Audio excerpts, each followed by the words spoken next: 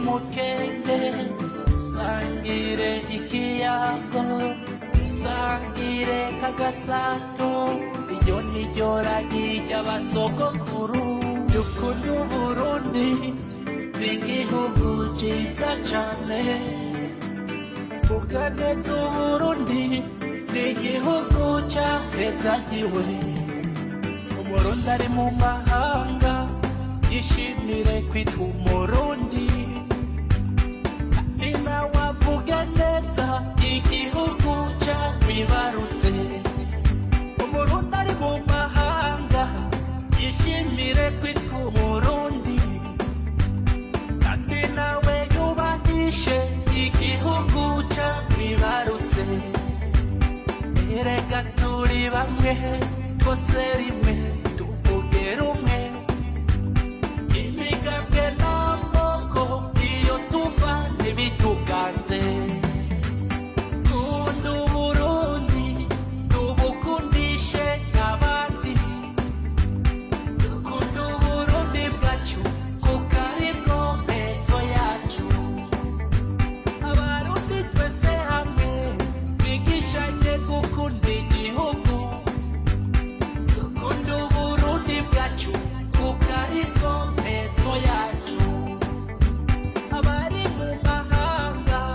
dushora imitahe mu gihugu dukunda Uburundi bwacu kuko aribwo mpezo yacu abari mu Burundi dusigasire amahoro dukunda Uburundi bwacu kuko aribwo mpezo yacu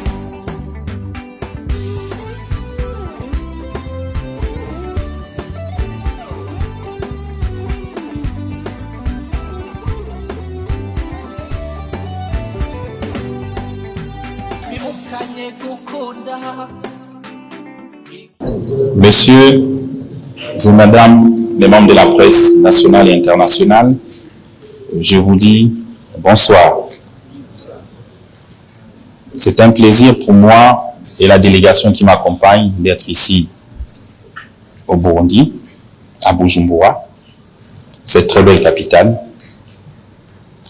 Nous venons pour une visite d'amitié avec son homologue, le président Ndayishimiye. La visite essentiellement a été à la hauteur de nos attentes et de ce que nous espérons.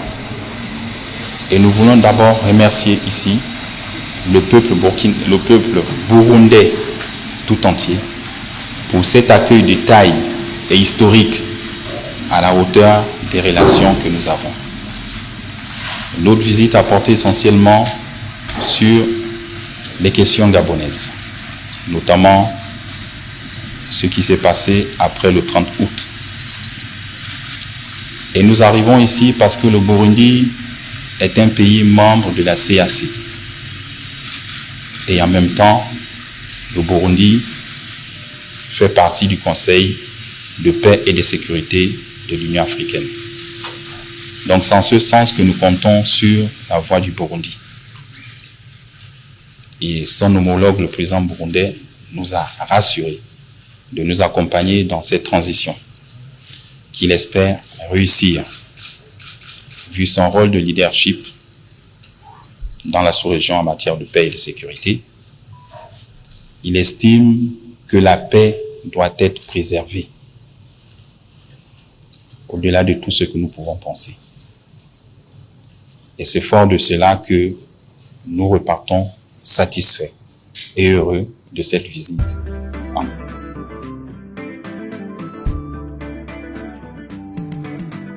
usangire umukenge usangire ikiyago usangire kagasato iryo niryo ragi ry'abasogokuru dukunda Uburundi n'igihugu ciza cane tuganeza Uburundi n'igihugu cahezagiwe Umurundi ari mu mahanga yishimire kwitwa Umurundi kandi nawe avuga neza igihugu cakwibarutse Umurundi ari mu mahanga